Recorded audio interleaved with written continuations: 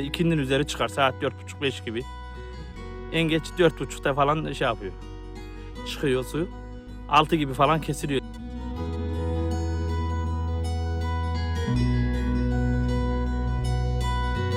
Burada yaklaşık 30 yıl falan buradan fazla bir şey çıkmadı. Bu görmüş olduğumuz sudan ufak tefek gazlar çıkıyordu ama yaklaşık 5-6 yıldır sürekli böyle sular çıkmaya başladı.